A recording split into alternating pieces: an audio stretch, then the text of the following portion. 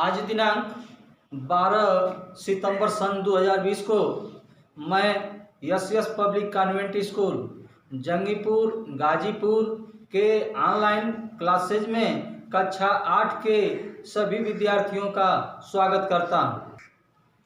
आज हम लोग पढ़ेंगे प्रश्नावली 1C का पहला सवाल। देखिए सवाल श्याम पट पर लिखा गया है 2/3 - 5/3, इसका लघुत्तम हो गया 3, यह हो जाएगा 2 - 5 बराबर। अब देखिए 2 के आगे जो है प्लस का चिन्ह छिपा हुआ है, 5 के आगे माइनस का चिन्ह जो है लिखा गया है जो दिखाई दे रहा है। जब चिन्ह उल्टा होता है तो घटाया जाता है तथा बड़ी संख्या के आगे का चिन्ह लगाया जाता है, लिखा जाता है। तो 5 में से 2 घटाएंगे 3 और 5 बड़ी संख्या है, इसके आगे का चिन्ह माइनस है, इसलिए हो जाएगा -3/3। अब यहाँ देखिए जहाँ उंगली रख रहे हैं 3 के आगे प्लस छिपा हुआ है, माइनस में प्लस का भाग देंगे तो माइनस हो जाएगा, 3 से 3 कट जाएगा 1, तो इसका आंसर हो जाएगा -1। अगला देखिए दूसरा वाला सवाल, इसका लघुत्तम हो गया 3। अब 3 से 3 में भाग दिया जाता है, तभी तो आप लोगों को जानकारी है। 3 में 3 का भाग देंगे 1, 1 का 2 में गुणा करेंगे तो 2। यह जो चिन्ह रहता है वही उतर जाता है, प्लस रहेगा तो प्लस, माइनस रहेगा तो माइनस, माइनस चिन्ह उतर गया। पुनः 3 से 3 में भाग 1, 1 का गुणा -5 में, तो यह हो जाएगा -5। यहाँ जो है कोष्टक लगाना जरूरी है, कोष्टक नहीं लगाएंगे तो सवाल गलत माना जाएगा। 2 चिन्ह लगातार बिना कोष्टक का नहीं लिखा जाता है। अब देखिए आगे बराबर बराबर लिखते रहेंगे, यह 2 हो गया। अब कोष्टक को तोड़ रहे हैं, माइनस में माइनस का गुणा करेंगे तो यह जो है प्लस हो जाएगा 5/3। अब योग कर लेंगे 5 2 7/3, यही आंसर हो गया। इसको सही बटा में नहीं ले जाएंगे, वो जो है सही बटा में ले जाने की कोई जरूरत नहीं है, क्योंकि हम परमे संख्याओं के रूप में पढ़ रहे हैं। अगला तीसरा नंबर को देखिए, यहाँ जो है लघुत्तम हो गया 3, 3 से 3 में भाग 1, 1 का -2 में गुणा करेंगे तो -2, यह हो गया माइनस। पुनः 3 से 3 में भाग देंगे तो 1 और 1 का -5 में गुणा करेंगे तो यह हो जाएगा -5। कोष्टक लगाना जरूरी है।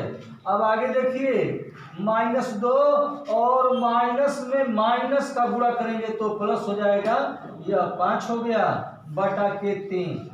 अब इसके आगे -2 और यह जो है +5 है।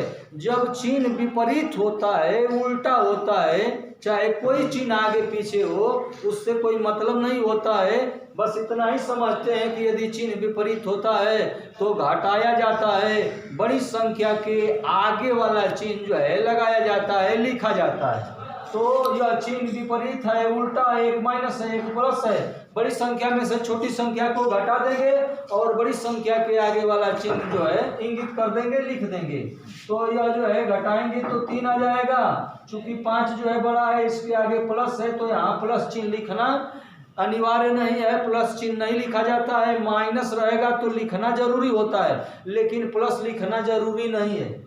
/3, अब 3 में 3 का भाग देंगे तो 1 हो गया इसका आंसर। अगला देखिए चौथा वाला भाग, इसका लघुत्तम जो है 3 हो गया। फिर 3 से 3 में भाग देंगे 1, 1 का इसमें गुणा करेंगे तो यह हो गया -2, माइनस चिन्ह उतर गया। 3 से 3 में भाग देंगे तो 1, 1 का 5 में गुणा करेंगे तो 5। अब इसके आगे जो है इसको लिख सकते हैं -2 - 5/3। अब देखिए जब चिन्ह जो है समान होता है, चाहे वह प्लस हो चाहे माइनस हो, जब चिन्ह समान होता है तो उसको जो है जोड़ा जाता है और जो चिन्ह रहता है उसी चिन्ह को जो है इंगित कर दिया जाता है, लिख दिया जाता है। तो -2 - 5, तो इसको जोड़ देंगे, तो जोड़ेंगे तो 5 2 7 हो गया। और चूंकि चिन्ह माइनस का है तो इसके आगे माइनस लगा देंगे, -7/3। अब इसको जो है ये सही बटा में नहीं ले जाएंगे, इसी तरह से साधारण तरीके से छोड़ देंगे परम संख्या के रूप में। यही इसका उत्तर हो गया। इस प्रकार पहला सवाल का चारों भाग हल हुआ। दूसरा सवाल देखिए, निम्नलिखित को संख्या रेखा की सहायता से सरल करके पर में संख्या प्राप्त कीजिए। तो हम जो है जैसा निर्देश मिलता है उसी के अनुसार जो है सवाल को हल किया जाता है। इस सवाल को हम संख्या रेखा की सहायता से हल करेंगे। हमारा सवाल है 3/7 - 8/7। अब देखिए इसका नियम, सबसे पहले हम जो है हर को देखते हैं कि हर बराबर है कि नहीं। यदि हर बराबर नहीं होता है तो सबसे पहले हर को लॉसल ले करके बराबर किया जाता है। और दूसरा का नियम कि हर हमेशा जो है धनात्मक रखा जाता है। दो बात पर ध्यान देंगे, पहला बात कि हर बराबर होना चाहिए और दूसरा का बात कि हर धनात्मक होना चाहिए। ये दो बातें बहुत जरूरी है। तो आइए हम लोग अपने सवाल में देखें, यह -3/7 - 8/7 है। तो यहाँ हर दोनों का साथ साथ बराबर है, तो पहला शर्त क्लियर हो गया। अब दूसरा का देखेंगे कि हर ऋणात्मक तो नहीं है। यदि हर ऋणात्मक होगा तो उसको जो है धनात्मक बना लेंगे। तो यहाँ हमारा हर जो है धनात्मक है, तो दोनों शर्त पूरा है। अब इसके आगे क्या करेंगे, एक जो है स्केल की सहायता से सीधी रेखा खींचेंगे।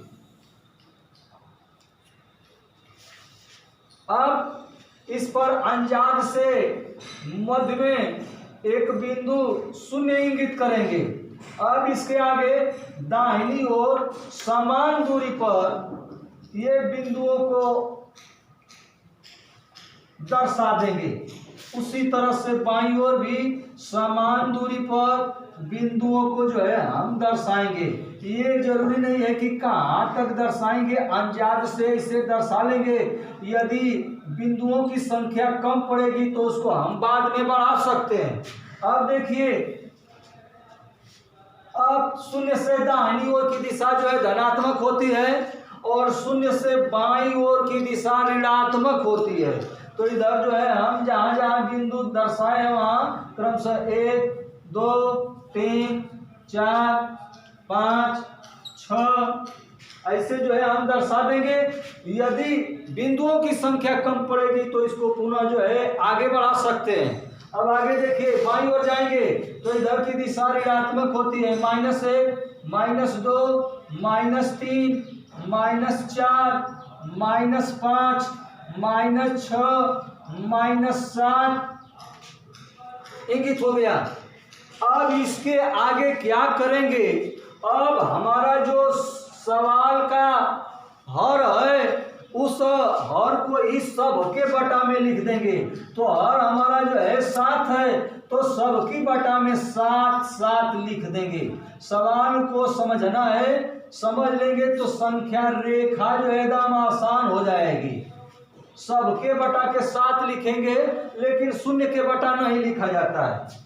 जो हर का मान होगा वही लिखा जाता है। मान लीजिए कि हमारा हर 8 होता तो हम सभी अंकों के बटा में हम 8 लिखते। अब आगे देखिए, इतना हो गया। अब यहाँ जो है कोने में लिख देंगे एक विस्थापन बराबर 1/7। एक विस्थापन बराबर 1/7 ऐसे लिख देंगे। जो हर होता है उसी को ही 1 की बटा के लिख दिया जाता है। एक विस्थापन बराबर 1/7। अब इसके आगे देखिए, ध्यान दीजिए, पहला पर हम ध्यान देंगे। पहला पर हमारा सवाल यही है 3/7 - 8/7। अब हर से कोई मतलब नहीं है, आसान तरीका से समझिए। अब हर से इस समय हम अपने दिमाग में कुछ नहीं रखेंगे, पहला पद का अंश देखेंगे। अंश जो है 3 है, 3 का मतलब +3 है। तो 0 से हम प्लस की दिशा में 3 कॉलम जाएंगे। 1 2 3 कॉलम आ गए। तो जब 3 कॉलम आ गए तो ऐसे ही एक जो है प्रतीक बना लेंगे, ऐसे तीर का निशानी बना देंगे, तीर का निशानी। अब देखिए यहाँ जो है लिखेंगे 3/7 पहुंचे हैं तो इसका मान 3/7 है। तो 3/7 बराबर 3 विस्थापन, ऐसे ही लिखा जाता है विस्थापन। ठीक। अब देखिए यहाँ हम आ गए, पहला भाग हो गया 3/7। दूसरा का भाग देखिए, यह जो है माइनस है, -8 है।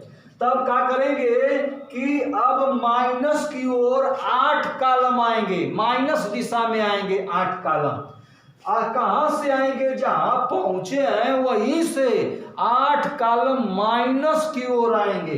शून्य से 8 कॉलम नहीं आएंगे, जहां हम पहुंचे हैं शून्य से चल करके 3 कॉलम आगे बढ़े हैं, 3/7 पर पहुंचे हैं, तो यहीं से हम -8 कॉलम जो है पीछे लौटेंगे।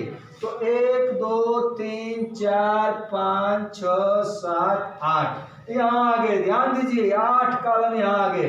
तो फिर यहाँ का काम करेंगे कि ऐसे जो है एक रेखा बना लेंगे और रेखा की सहायता से, स्केल की सहायता से इसे हम मुड़ा देंगे।